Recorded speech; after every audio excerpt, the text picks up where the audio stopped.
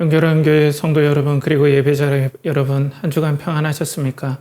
오늘도 주일 말씀 사도행전 강해 여러분들과 함께 하나님의 말씀 태어나도록 하겠습니다.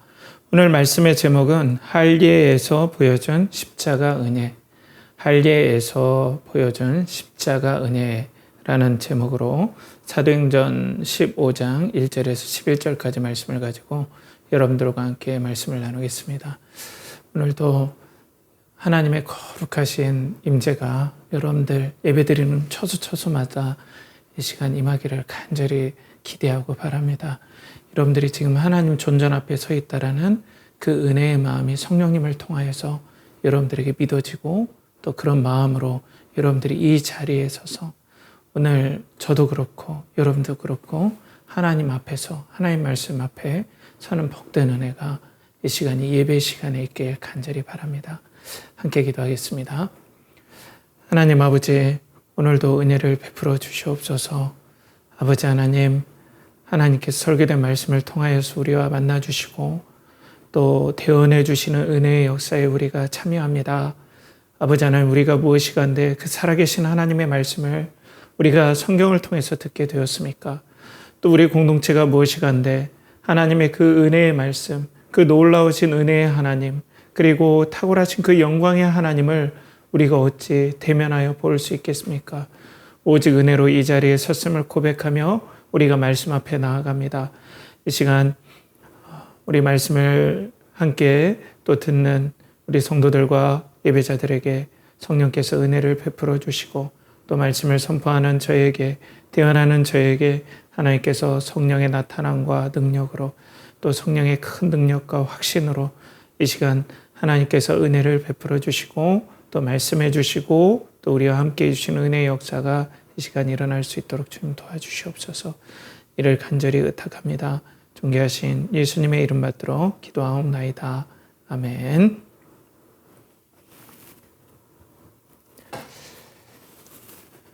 이 시간 우리 연결하는 교회 성도들과 예배자들에게 하나님의 은혜의 말씀이 들리고 또 그 은혜의 말씀에 역사하심이 있길 간절히 바랍니다.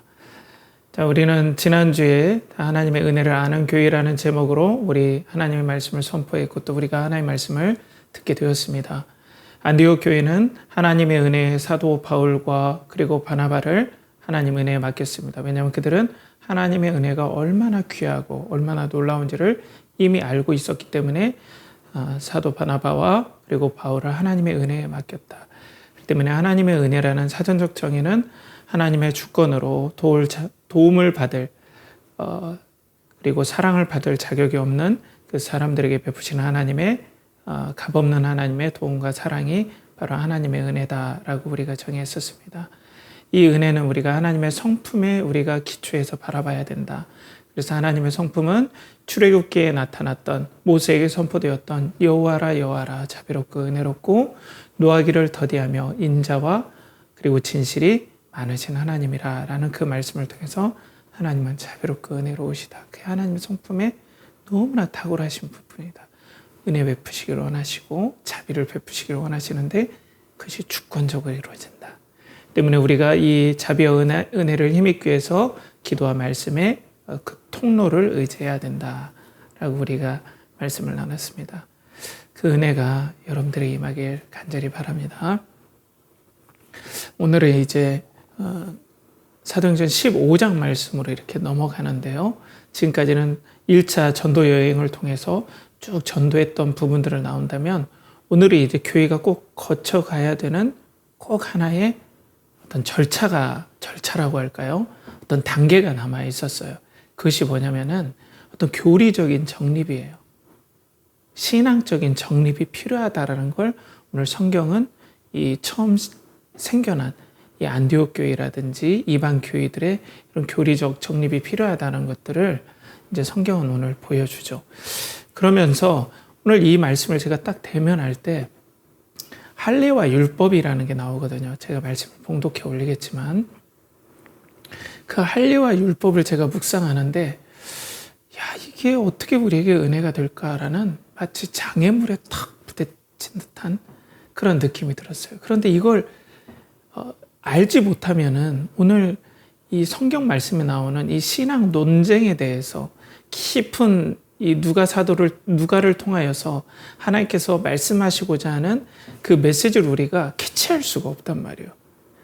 그런데 우리가 이 할례나 이 율법 다루게 될 이 말씀을 통해서 이것들을 모르면 안 되는데, 그래서 이 할례와 율법에 대해서 제가 연구하고 또 찾아보고 말씀을 찾아보고 연구할 때 이 장애물처럼 느껴졌던, 마치 에베레스트 산처럼 나를 턱 가로막고 뭔가 정말 해석하기 힘든 이런 장애물에 하나님의 거꾸로 장애물이 아닌 위대하신 그 엄청난 에베레스트 산의 어떤 위엄과 영광이 막 드러나듯이 하나님의 위엄과 영광이 이 할례와 그리고 율법을 통해서 드러나는 것들을 저는 작지만은 좀 경험을 하게 되었거든요. 그렇기 때문에 이 시간 여러분들과 함께 오늘 제가 대부분 이 말씀의 어떤 흐름에 따라서 그걸 해석하고 하지만은 오늘과 또 이후에 허락이 된다면은 이 주제를 가지고 이 말씀에 나온 이 주제를 가지고 여러분들과 함께 말씀을 좀 나누고 싶습니다. 이 본문을. 그래야 이 본문의 흐름이 이해가 좀 되거든요. 근데 먼저는 할례예요, 여러분. 할례에 대해서 여러분들과 오늘 나누게 될 겁니다. 자, 그 발단이 어떻게 되냐면 오늘 본문 1, 2절 말씀인데요. 어떤 사람들이 유대로부터 내려와서 형제들을 가르치되 너희가 모세의 법대로 할례를 받지 아니하면 능히 구원을 받지 못하리라 하니 바울 및 바나바와 그들 사이에 적지 아니한 다툼과 변론이 일어난지라. 형제들이 이 문제에 대하여 바울과 바나바와 및 그 중에 몇 사람을 예루살렘에 있는 사도와 장로들에게 보내기로 작정하니라 라고 이제 말씀에 나와 있죠. 그러니까 유대에서 어떤 사람들이 왔어요. 아마 예수님을 믿는다는 사람이었던 것 같아요. 정체는 미상의 인물들이에요. 그런데 이 형제들을, 제자들을 가르쳤단 말이에요. 그러면은 뭐냐면 분명한 것은 그 사람들에게 가르침을 받을 정도라면 상당히 권위 있는 인물들이 아마 갔었던 것 같아요. 그리고 율법에 대해서도 해박하고 뭔가 종교적이고 상당히 여러 커리어가 있는 분명 그런 사람이었던 것 같아요. 그렇기 때문에 그 안디옥에 있는 성도들이 그리고 제자들이 그 사람의 말에 가르침을 받았겠죠. 뭔가 카리스마가 있었겠죠. 그러니까 나름대로 율법에 대한 이해, 종교적인 경건성 이런 것들이 있었는데 이 사람이 뭘 주장하냐? 당신들 예수님 나도 믿어. 나도 믿어요. 당신들도 믿죠? 그런데 이 예수님을 믿음으로만 구원받지 않아요. 여러분들이 꼭 구원을 위해 필요한 게 있습니다. 할례와 모세 율법을 받아야 됩니다. 지켜야 됩니다. 라고 가르친 거예요. 할례와 모세 율법을 지켜야만이 여러분들이 구원을 받습니다. 예수님 믿음으로 구원받는 거 아니에요. 바울과 바나바 틀린 거예요. 라고 아마 그렇게 얘기했던 것 같아요. 얼마나 혼란스럽겠습니까? 안디옥에 있는 이방인, 그러니까 외국인 성도들은 이 성경 지식에 대한 배경이 그래도 유대인들보다는 약하기 때문에 얼마나 당황스러웠겠어요. 그렇기 때문에 이 사실을 한 바울과 바나바 엄청난 다툼이 있었어요. 그러니까 이 할례라는 주제가 여러분 결코 가벼운 주제가 아니라 진짜 중요한 주제라는 거예요. 교회에게도 중요한 주제고 유대인들에게도 엄청나게 중요한 주제고 매우 구원에 있어서 중요한 주제인 것은 정말 사실이에요.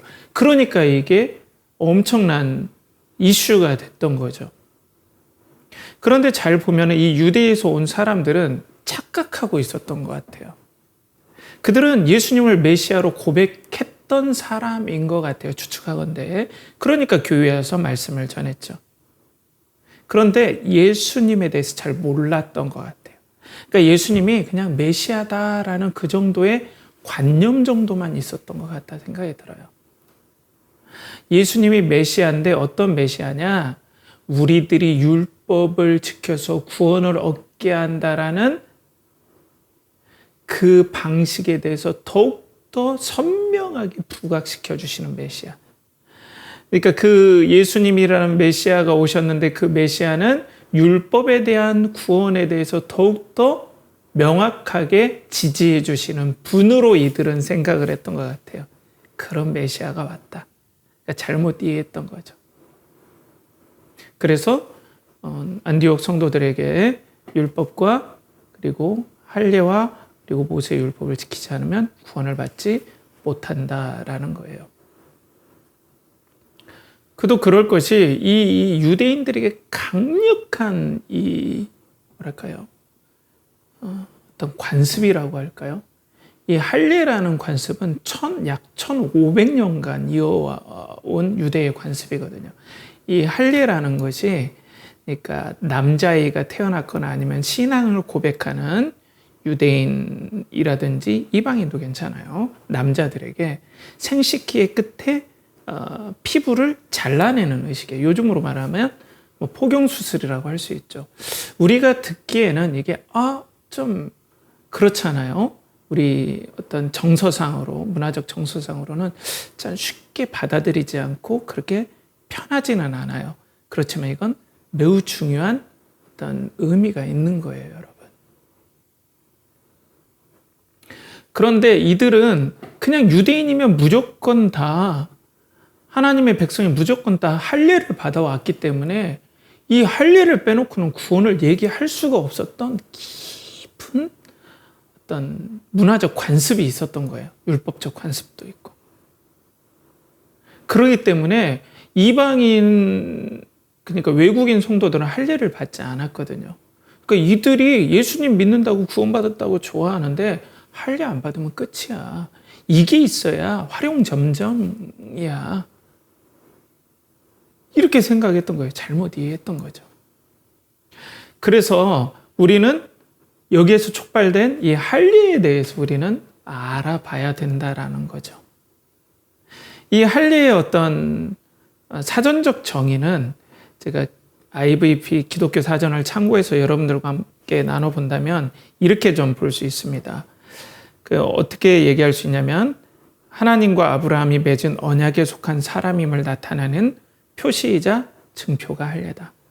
하나님과 아브라함이 맺은 언약에 속한 사람이라는 표시와 증표가 바로 할례다. 그걸 생식기 끝에 피부를 잘라냄으로써 표시를 하는 거죠. 그래서 창세기 17장 12절에 이렇게 나와 있죠. 너희의 대대로 모든 남자는 집에서 난 자나 또는 너희 자손이 아니라 이방 사람에게서 돈으로 산 자를 막론하고 난 지 8일 만에 할례를 받을 것이라. 하나님께서 할례를 명령하시죠. 남자들에게. 그렇기 때문에 할례의 언약이 이렇게 주어졌다라는 거예요. 하나님과 아브라함 사이에 맺은 그 언약에 속한 사람이다 나는. 라는 것들의 표시예요. 자, 여기까지는 이제 우리가 보편적으로 이제 생각할 수 있어요. 자, 근데 여기에서 우리가 우리 예배를 드리는 성도님들이나 예배자들에게 이제 이런 생각이 들 거예요. 어렵다. 이런 생각이 들 수 있습니다. 나는 지금 바로 인생의 도움을 원하고 인생의 축복을 원합니다. 내 앞에 당면한 문제들 나 취업해야 되고 나 고통에서 어려움에서 인간관계에서 벗어나야 되고 나 장래를 인도받아야 되며 공부 잘해야 되고 앞으로 여러 문제들이 해결돼야 되는데 할례가 무슨 말입니까? 이게 무슨 도움이 됩니까? 이 학식적인 걸 가지고 나를 어떻게 해보겠다는 겁니까? 라고 이렇게 생각이 들 수도 있을 거예요. 우리 학생들 같은 경우는 그럴 거예요. 뭐야 이거 할래 이게 뭐야? 아유 또 오늘 설교가 아주 힘들어지겠군 이라고 생각할 수도 있습니다. 그런데 사랑하는 우리 청년 여러분, 또 성도 여러분, 학생 여러분, 하나님께서는 성경을 통해서 우리에게 다가와 주십니다. 구약이나 신약이나 동일한 하나님의 말씀입니다. 특별히 하나님께서는 구약을 통해서 왜 우리가 구원이 필요한지, 하나님이 살아계셔서 우리에게 어떻게 다가오시는지를 성경 말씀을 통해서 우리에게 다가오는데, 이 할례라는 것은 엄청난 상징과 의미를 부여하기 때문에 이걸 알지 못하고서는 여러분들이 왜 구원을 받아야 되고, 구원이 어떤 의미이고, 또 이 구원을 이루시기 위한 하나님의 마음과 하나님의 은혜가 무엇인지 제대로 알 수가 없어요. 때문에 이걸 성경 말씀으로 다가오시는 하나님의 은혜의 발걸음을 우리는 때로는 기다림으로써, 또 때로는 사랑의 인내로써 우리가 그 하나님의 말씀을 받을 줄 알아야 된다는 거예요. 근데 우리는 이것들을 쉽게 너무 놓쳐버려요. 우리의 생명을 다루는 문제입니다. 가벼울 수가 없죠. 오히려 너무나 귀한 것들을 다루는데 가볍게 다루면 그건 모욕처럼 느껴질 수 있습니다. 마찬가지예요. 우리의 영혼을 다루는 문제고, 하나님과의 가장 소중한, 우리 영혼에서 가장 소중한 하나님과의 관계를 다루는 데 있어서 아주 상징적인, 아주 중요한 어떤 부분인 이 할례라는 부분들을 여러분들이 배울 때 이 몇 분 사이에 여러분들은 고도의 집중력을 발휘하고 또 여러분들의 마음을 들여야 되는 분명한 시간에 여러분들 대면에 있다는 거죠. 이 시간 은혜를 하나님께서 베풀어 주셔서 말씀으로 여러분들에게 다가와 주시고 또 알려주시는 그 하나님의 은혜가 여러분 마음속에 역사하기를 간절히 바랍니다. 자, 그러면 이제 여러분 준비되셨습니까? 이제 좀 어려울 수도 있지만 그렇게 어렵지는 않을 거예요. 그렇지만 들으셔야 됩니다. 자, 그러면 우리 할례에 대해서 한번 좀 알아봐요. 자, 하나님께서는 아브라함을 선택하셨어요. 은혜로 선택했죠. 그리고 아브라함에게 약속합니다. 아브라함아, 내가 내 씨로 말미암아 너 이 아담으로 말미암아 온 인류가 죄 가운데 죽을 수밖에 없고 나와 관계가 끊어진 거 너 들어서 알지? 그 죄의 문제 아무도 해결할 수 없단다. 그런데 내가 내 후손을 통해서 이 인류가 처해진 이 죄의 문제, 이 죄의 문제를 해결할 메시아를 보내줄 거야. 그 메시아를 통해서 너도 구원받고, 그리고 은혜로 선택받은 자들이 구원을 받을 거야. 너 이거 믿니? 라고 했더니 아브라함이 아멘 했어요. 하나님, 내가 믿습니다. 라고 믿음을 고백했어요. 그래? 그러면 아브라함아, 내가 이 너의 후손을 통해서 나올 메시아가 나올 땅, 이 가나안 땅을 내가 너에게 주마. 꼭 주마. 그리고 그 메시아가 나올 너의 씨는 바로 내가 꼭 줄 거야. 라고 했는데 계속해서 그 후손을 바랬는데 아기가 안 생기는 거예요. 아브라함이 100세가 될 때까지 아기가 안 생기다 100세 때 딱 아기가 생기죠. 사라는 아기를 가질 수 있는 어떤 자연적인 몸 상태가 아니었음에도 불구하고 기적적으로 하나님께서 이제 이삭을 허락하신다는 거죠.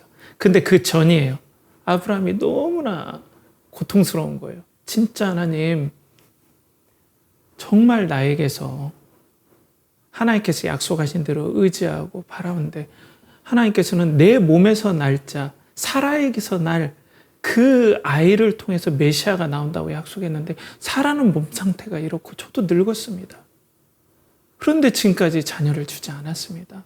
하나님 어떻게 된 겁니까? 라고 어떤 믿음이 좀 약해질 수도 있겠죠. 그때 하나님께서 아브라함에게 언약을 합니다. 내가 꼭 지켜줄 거야. 내가 꼭 이 언약을, 내 후손을 통해서 메시아가 나오고 그 메시아를 통해서 너도 구원받고 만민이 복을 받는 그 언약을 꼭 지켜줄 거야 라고 하면서 하나님께서는 고대 근동의 언약 방식을 차용해서 아브라함과 언약을 맺습니다. 자, 그게 창세기 15장 9절에서 10절까지의 말씀이에요. 자, 말씀을 보면 여호와께서 그에게 이르시되 나를 위하여 3년 된 암소와 3년 된 암염소와 3년 된 순양과 산비둘기와 집비둘기 새끼를 가져올지니라. 아브라함이 그 모든 것을 가져다가 그 중간을 쪼개고 그 쪼갠 것을 마주 대하여 놓고 그 새는 쪼개지 아니하였으며. 자, 이게 옛날에 나라와 나라 사이에 아니면 힘센 어떤 크게는 나라와 나라 사이에 이 조약을 맺을 때 이런 방식을 했어요. 그러니까 강대국과 약소국이 조약을 맺을 때 이런 방식의 조약을 했어요. 약소국이 강대국에게 내가 당신의 신하로 섬기겠습니다. 난 당신의 종입니다. 강대국에게. 강대국 왕에게 약소국 왕이. 이런 조약의 패턴인데 오늘 똑같은 패턴으로 하나님께서 이 아브라함에게 준비를 하라는 거예요. 이 3년 된 암염소, 그리고 암소, 암염소, 순양, 이걸 쪼개놓은 거예요. 그래서 어떻게 했냐면 이전에 고대 근동에서 조약을 이 강대국의 왕과 약소국의 왕이 그 쪼개진 고기 사이를 지나가요. 그러면서 어떤 의미를 갖냐면 내가 이 언약을 지키지 않으면 내가 이렇게 쪼개집니다. 내가 이렇게 잘라집니다. 라고 선언하는 거예요. 그런데 고대 근동에서는 강대국 왕이 내가 잘라지겠습니다 라는 말을 절대 하지 않았어요. 자기가 강한데 뭐 아쉬울 게 있나요? 그러니까 오직 잘라서 죽는, 언약을 배반해서 언약을 지키지 않을 때는 오직 그 죽는 의무는 약소국 왕에게만 있게 되었습니다. 약소국 왕에게만. 그러니까 이거는 그냥 당시의 관점으로 보면 그냥 아브라함에게 책임이 다 이렇게 전가되는 듯한 그런 흐름으로 가야 되는 거죠. 그렇게 해서 아브라함은 언약식을 준비를 해놨어요. 하나님을 기다리는데 나타나지 않았는데 순간 해가 지고 갑자기 횃불이 나타납니다. 오늘 말씀이 창세기 15장 17절에 이렇게 나오죠. 자, 계속 할례의 흐름에 대해서 제가 얘기를 하면서 그 배경에 대해서 말씀을 드리는 겁니다. 자, 창세기 15장 17절에 해가 져서 어두울 때에 연기 나는 화로가 보이며 타는 횃불이 쪼갠 고기 사이로 지나더라.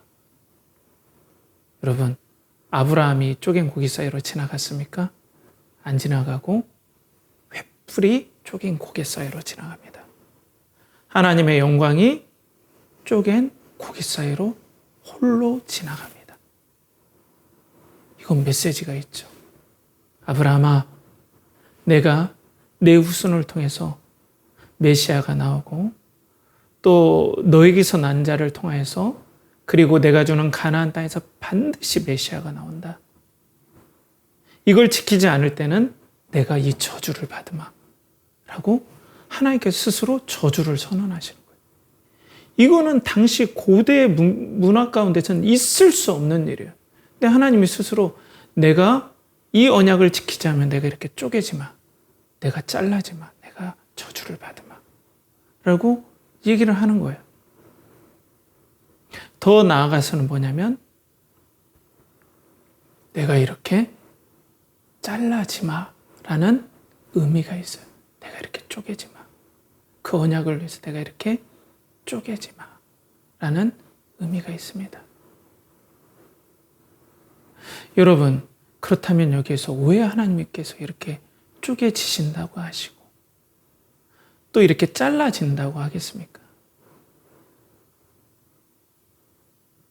여러분, 우린 죄로 말미암아 우리의 영혼이 쪼개지고 우리의 삶이 쪼개지고 우리의 관계가 쪼개지고 하나님과의 관계가 박살이 나는 상황 가운데 있습니다. 여러분들 느끼지 않습니까? 여러분들에서 솟아나는 악을 보십시오.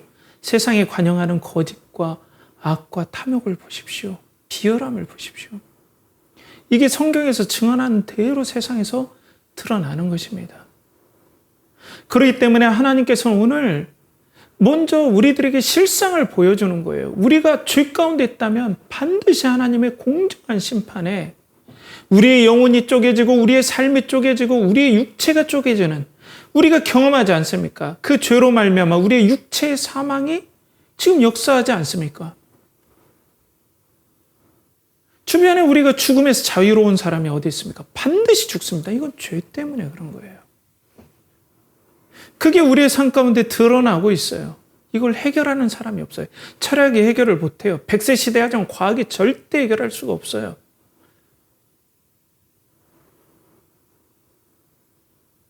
선행이 해결할 수가 없어요. 반드시 우리는 이 죄라는 것이 진짜 있고 이 죄로 말미암아 우리가 쪼개짐을 당해야 되고 잘라짐을 당해야 된다는 거예요. 하나님 앞에서. 그게 하나님의 진실된 심판이라는 겁니다. 이런 상황에 여러분들이 다 노출되어 있다는 거예요. 이걸 성경에서 얘기하고 있습니다.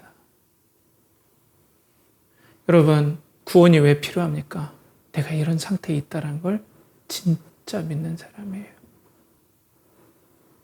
구원이 왜 필요합니까? 내가 하나님과의 관계에서 이렇게 쪼개짐을 당해야 된다는 사실을 분명하게 성경 말씀으로 거룩하신 하나님 앞에서 내가 깨닫는 거예요. 그 완전하신 하나님 앞에 하나님과 내가 함께할 수 없는 그런 비참하고 더러운 존재라는 것, 쪼개어져서 영원히 멸망당할 수밖에 없는 존재라는 걸 말씀을 통해서 우리가 알게 되는 거예요. 그런데 하나님께서 너무 놀랍게도 내가 쪼개지 마. 이 언약을 반드시 지킬 것이다. 두 번째는 내가 쪼개지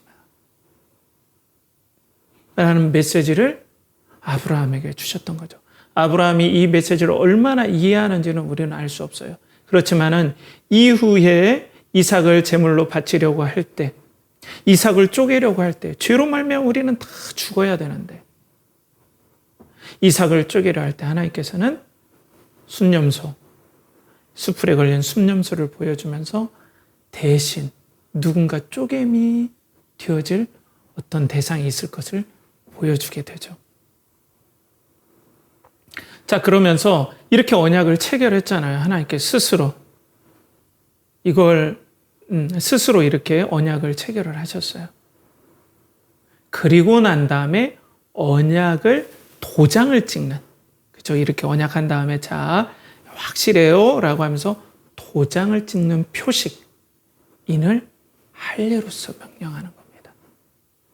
그러니까 믿음을 가진 구원받은 아브라함에게 하나님께서 언약을 반드시 이루시겠다고 언약을 하셨고 그 언약에 대한 인으로서 할례를 명령을 하신 거예요.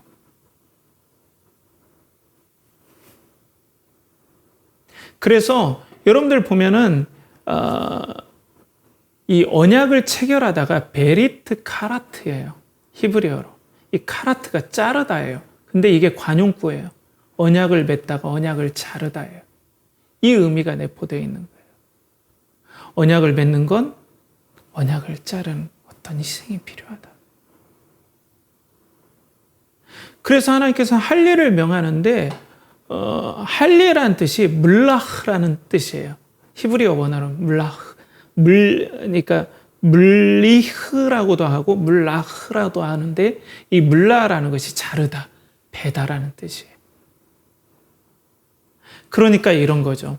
자, 내가 아브라함아, 내가 너를 믿음으로 구원하고 또 믿음으로 말미암아 구원을 이룰 메시아를 네 몸에서 난 후손에서 나오게 할 거야. 그리고 내가 반드시 이거 이룰 거야 하면서 쪼갠 고기 사이로 지나가죠.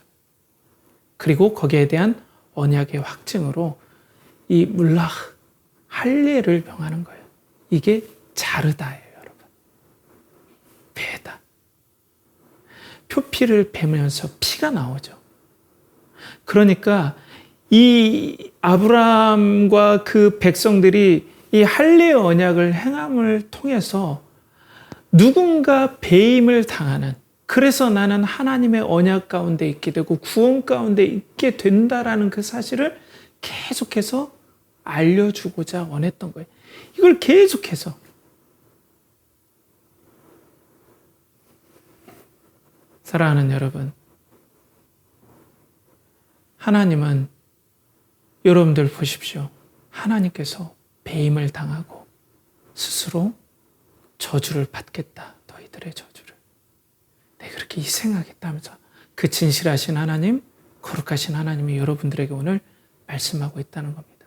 이 하나님께서 어찌 거짓말을 하시겠습니까? 이 하나님께서 어찌 여러분들의 상태에 대해서, 이 전능하신 하나님, 세상을 초월하신 하나님께서 여러분들의 영혼의 상태에 대해서 어찌 하나님께서, 그 완전하신 의로우신 하나님께서 어찌 여러분들의 상태에 대해서 거짓말을 하시겠습니까? 여러분들의 상태에 대해서 지극히 여러분들은 하나님과 원수되었고 죄로 말미암아 영원히 쪼갰을 당하고 잘림을 당하고 영원한 지옥 가운데 죽어야 된다는 걸 왜 하나님께서 거짓말하시겠습니까? 그런데 여러분 보십시오. 그 하나님께서 여러분들의 상태를 아시고 여러분들을 대신해서 하나님께서 저주를 담당하시겠다고 하시는 이 하나님이 이 말씀을 통해서 여러분들에게 다가가시는 그 음성을 여러분들의 영혼으로 들어보십시오. 그분이 여러분들의 저주를 담당하시겠다고 하는 여러분들을 향한 구원의 음성을 들어보십시오. 이게 구원의 흐름입니다. 이게 할 일을 알아야 되는 흐름이에요. 물락, 배임을 당하다. 누군가는 죽임을 당하고 피를 흘려야 된다. 그걸 몸의 색이라고 할 정도로 하나님은 반드시 알려주길 원했다는 거예요. 언약의 조인으로, 도장으로. 그걸 몸의 새기기를 원했어요. 영혼의 새기기를 원했다는 거예요. 더 나아가서. 그건 반드시 하나님께서 이루시겠다는, 내가 이렇게 배임을 당하고 내가 이렇게 희생할 거야. 반드시 은혜로 구원받은 자들을 위해서 내가 이렇게 대신 그 엄청난 저주를 담당할 거야 라고 확대할 수 있죠. 물론 아브라함은 이걸 디테일하게는 몰랐다고 볼 수 있어요. 지금 우리는 신약의 관점, 예수님께서 오신 관점에서는 충분히 이렇게 하나님께서 메시지를 주셨다고 할 수 있는 거죠. 그래서 할 일을 하나님께서 명하신 거예요. 그리고 난 다음에 이 구원받은 아브라함, 믿음으로 구원받은 아브라함이 이 하나님의 언약을 믿는 증표, 하나님께 나를 구원하시고 반드시 메시아를 보내주시고 구원을 성취하신다라는 그 믿음을 자기 몸의 할례를 통해서 누군가 이렇게 배임을 당합니다. 저주로 잘려나갑니다. 라는 것들을 믿는 믿음으로 믿음의 표식, 증표로서 할례를 했다는 거예요. 그러면 이제 왔어요, 여러분. 그렇기 때문에 하나님께서는 아브라함에게 믿음을 가진 아브라함뿐 아니라 그냥 아무 믿음도 없고 그냥 아무것도 모르는 채 태어난 아브라함의 가문에 태어난 아니면 노비들, 산 노비들까지 할례를 명했죠. 아까 말씀해 보면. 그건 뭐냐면 아브라함에게 하나님께서 책임과 또 약속을 하는 거예요. 아브라함아, 네 가정에 있는 믿음을 모르는 사람들도 할례를 먼저 해라. 그리고 네가 믿음으로 잘 나를 가르쳐주면 내가 그들에게 은혜를 베풀어줘서 믿음을 얻게 해주마. 그리고 그들도 구원을 얻게 해주마. 라고 하는 거예요. 그러니까 할례를 통해서 구원을 받는 것이 아니라 구원에 대한 인으로서, 구원에 대한 표시로서 할례를 받는 거예요. 그러니까 아까 유대인들이 와서 너희들 예수 믿는 것으로 구원받는 게 아니라 할례와 모세의 율법을 행해야 구원받는다라는 건 앞뒤가 잘못됐다는 거죠. 흐름을 몰랐다는 거예요.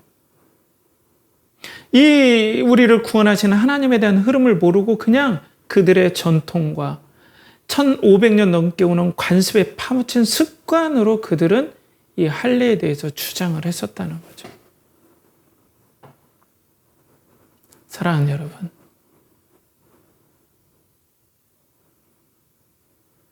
하나님께서 이 구약을 통해서 우리에게 알려주신 이 구원의 약속과 또 언약을 생각해 보십시오. 할례가 이런 의미가 있습니다. 할례는 그냥 성경에서 할례 하니까 그냥 싹 지나갈 수가 없어요. 이걸 해결해야 돼요. 자, 그러면 우리 가봅시다. 자, 이것이 이 하나님께서 구약에 이 할례를 명하셨고 쭉 왔어요. 누군가는 배임을 당해야 한다는 걸 보여줬어요. 그 성취가 어떻게 됩니까? 참 하나님이시고 진짜 사람으로 오신 성자 예수 그리스도께서 우리를 대신해서 배임을 당하고 쪼개짐을 당하고 죄로 저주를 받습니다. 그 저주를 받기 위해서 그 진실하신 하나님께서 이 땅에 오셨다는 거예요, 여러분. 우리는 죄에 대해서 얘기하고 우리 영혼의 상태에 대해서 얘기하고 우리가 하나님 앞에 어떤 존재에서 얘기한다고 할 때 너무나 아무렇지도 않고 우리의 생각이 너무나 가볍게 생각하고 학생이든 아니면 청년이든 아니면 예배자든 간에 이것에 대해서 너무나 가볍게 생각할 수도 있고 별 관심도 없고 지금 당장에 내 앞에 떨어지는 여러 가지 문제에만 관심이 있을 때 하나님께서 우리들에게 참 사람으로 성자 예수 그리스도께서 참 사람으로 이 땅에 우리를 대신해서 쪼개지기 위해서 배임을 당하기 위해서 십자가에 죽기 위해서 이 땅에 진짜 내려오셨다는 사실입니다. 하나님께 그 약속을 진짜 지켜주셨어요. 그리고 예수님께서 진짜 십자가에서 우리 대신 끊어지고 잘라지고 쪼개지고 저주를 받게 됩니다. 그분의 대신 죽어주심으로 인해서 우리가 구원받는 아브라함에게 약속했던 그 할례가 계속해서 말해주었던 누군가 여러분들을 대신해서 배임을 당하고 죽게 됩니다. 그것이 바로 예수님을 통해서 성취가 됐다는 거예요. 오직 예수님을 통해서 우리가 그 은혜로 구원을 받게 된다는 거죠. 그래서 사도행전 15장 11절에 그러나 우리는 그들이 우리와 동일하게 주 예수의 은혜로 구원받는 줄을 믿노라 하니라. 유대인뿐 아니라 외국인 이방인들도 할례 때문에 구원을 받는 게 아니라 할례가 말했던 우리 대신 쪼갰을 당하고 배임을 당하고 잘라지고 저주를 받은 그 예수 그리스도의 십자가와 부활의 은혜를 통해서 우리는 구원을 받는 거지 살을 베는 그 행위 때문에 구원을 받는 게 아니다라고 오늘 얘기하고 있어요. 그러면서 이 할례에 대한 논쟁은 계속해서 우리들에게 무엇을 계속해서 상기시켜 주냐, 생각나게 해주냐? 예수 그리스도의 죽으심이에요. 여러분, 예수 그리스도께서 죄로 말미암아 쪼개짐을 당하고 죽을 수밖에 없는 여러분들에게 지금 손을 내미는 거예요. 여러분들이 내가 진짜 죄로 말미암아 이렇게 쪼개짐을 당하는구나. 영원한 저주 가운데 죽을 수밖에 없구나. 내 영혼이 이런 상태구나. 하나님과 이런 관계에 있구나. 라는 것들을 알지 못하면 할례가 아무런 의미가 없고 예수 그리스도의 십자가의 죽으심과 저주받으심에 아무런 내 마음에 감동이 없는 거예요. 그런데 내가 이 예수 그리스도를 받아들인다면 여러분, 우리를 위해서 쪼개심을 당하고 그 아들을 쪼개심을 당하기까지 우리들을 위해서 내어주신 하나님께서 우리에게 얼마나 사랑과 진심과 우리 인생을 얼마나 애정으로 자비로우심으로 은혜로 여러분들에게 다가가겠습니까? 그 하나님의 진심이 여러분들의 영혼을 덮어버릴 것이고 여러분들의 불안함을 덮어버릴 것이고 그 하나님의 배임 당하기까지 저주받기까지 여러분들을 구원하고자 하는 그 뜨거움이 여러분 가운데 믿어질 때 의지될 때 인생의 고단함에서 여러분들이 살 용기가 생긴다는 거죠. 할례가 그런 깊은 은혜를 우리에게 보여준다는 거예요. 때문에 이 할례라는 우리가 해석되지 않는 엄청난 큰 장애물을 봤을 때 예수 그리스도로 말미암아 이 할례의 엄청난 산은 마치 에베레스트 산의 언약의 웅대함, 예수 그리스도의 영광처럼 우리들에게 너무나 아름답고 웅장하게 우리 앞에 다 나타나게 된다는 거죠. 흔들림 없는 십자가의 죽으심. 이분이 배임을 당하러 온다니 이게 웬 말입니까? 여러분? 이분이 나를 이렇게 사랑한다니, 나를 이렇게 하나님이 나를 위해 저주를 받으신다니, 이분이 내 인생과 이렇게 동행하기를 원하신다니, 이 거짓 없고 완전하신 분이 그리고 영원하신 이 하나님이 나를 위해서 희생하시길 원하신다. 이 메시지가 이 할례 안에 다 들어가 있다는 거죠. 때문에 이제는 예수 그리스도가 오신 다음에 이 할례에 대한 모든 것들이 성취돼 버린 거예요. 끝난 거예요. 이제는 할례의 쓰임이 끝난 거예요. 예수님이 오신 뒤로는 이제는 할례를 통해서 우리가 그 예수님의 오심에 대해서 믿음을 고백하는 게 아니라 예수님의 명령대로 성부와 성자와 성령의 이름으로 세례를 베푸는 거예요. 세례가 할례를 대신하게 됩니다.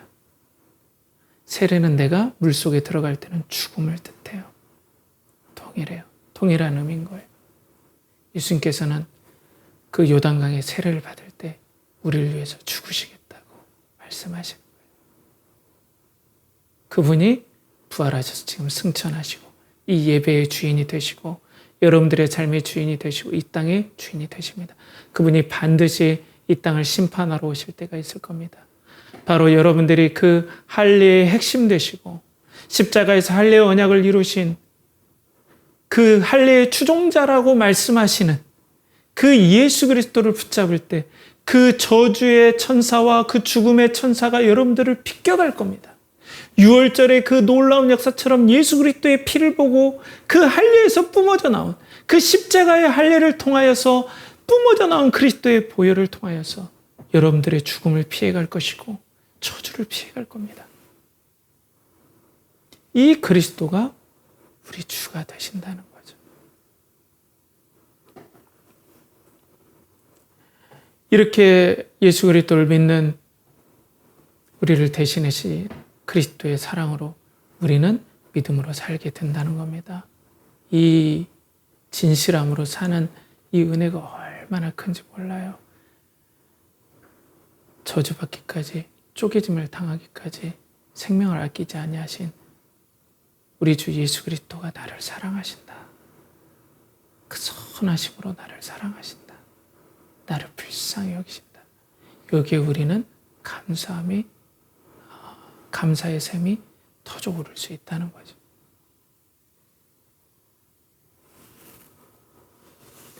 사랑하는 우리 연결하는 교회 성도 여러분, 예배자 여러분, 그렇기 때문에 여러분 할례, 하나님과의 언약의 그 표징이 됐던 그 할례는 죄로 말미암아 쪼갰을 당하고 잘려짐을 당하고 저주를 받아야 된다는 사실을 우리들에게 알려줍니다. 그러니까 여러분 죄에 대해서 이 성경 말씀을 통해서 죄를 깨닫기를 바랍니다. 죄는 하나님과 우리 사이를 쪼개고 잘라내고 저주를 받게 만듭니다. 여러분 죄의 실체가 보이지 않습니까? 여러분 속에 있는 악, 여러분 속에 있는 거짓, 여러분 속에 있는 분노, 저주, 그리고 여러분들이 맞닥뜨려야 될 육체의 사망이 바로 이 죄를 증거해 줍니다.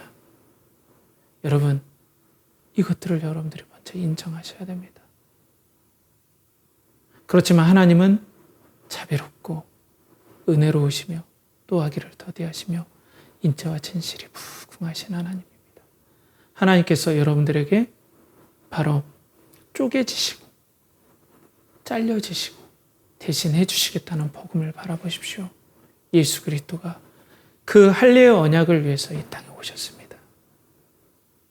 아브라함과의 언약을 성취시키기 위해서 그 구원을 완성하기 위해서 예수님께서 오셨다는 거예요. 그분이 여러분들의 주인이 되면 내 인생은 어떻게 되는 겁니까? 그분이 나를 어떻게 사랑하겠습니까? 여러분들을 어떻게 아끼고 사랑해 주시겠습니까? 여러분들이 얼마나 소중한 것들을 목숨도 아끼지 않았는데 주고 싶으시겠습니까? 여러분들의 인생이 그 예수 그리스도와 함께 하시고 싶지 않습니까? 예수 그리스도와 함께 하나님의 자녀가 되고 싶지 않습니까? 영원한 하나님과 함께 영원한 생명의 복을 누리고 싶지 않습니까? 이게 할례의 언약을 완전하게 성취하신 예수님을 통해서 가능하다는 겁니다. 때문에 예수 그리스도를 믿길 바랍니다. 예수님을 주인으로 보시길 바랍니다. 그분만이 여러분들을 구원할 수 있습니다. 그리고 오직 예수 그리스도의 희생만이 우리를 이 죄와 사망에서 구원하심을 알고 예수 그리스도를 우리 성도들은 사랑합시다. 이것들을 완전히 성취하신 그 하나님을 우리가 생각하면서 우리가 예수 그리스도를 사랑해야 된다는 거예요. 오늘 우리가 함께 부른 찬송가 143장 5절에 늘 울어도 눈물로써 못 갚을 줄 알아 몸밖에 드릴 것이 없어 이 몸 바칩니다. 달 울어도 그 진실한 사랑을 우리가 갚을 길이 없습니다. 사랑하는 우리 연결하는 교회 성도 여러분, 그렇기 때문에 이 교회는 예수 그리스도의 죽으심으로 말미암아 쪼개지심으로 말미암아 생겨난 공동체입니다. 교회는 이렇게 소중한 것입니다. 이 예배는 예수 그리스도의 피 흘림 때문에 우리가 가능하게 됐던 예배입니다. 때문에 예배는 소중합니다. 그냥 예배 시간에 대충 해서 여러분 그렇게 오는 일이 아니라 정말 여러분들이 예배에 정성을 들였으면 좋겠습니다. 이건 저의 바람입니다. 사랑하는 연결하는 교회 성도 여러분, 예배자 여러분, 말씀을 마무리하겠습니다. 오늘 우리는 유대에서부터 온 이상한 사람들이 할례와 모세율법을 지켜야 구원을 받는다라는 것을 통해서 우리는 할례에 대해서 생각해 봤죠.